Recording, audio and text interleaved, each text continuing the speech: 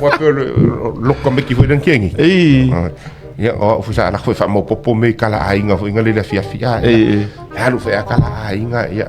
ke vai ya kwa ke le ka ulanga ya e se coupe america ya ku le dunga fa mo fa ka loko muli ya ni fe ya ka loko winga kala ya saulo mo fa nga Israel ka loko langa fa ye si ko inga ya muso ka ole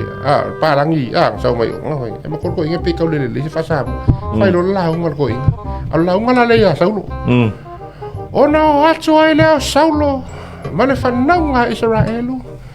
ma la tau fasio tia le fa nga America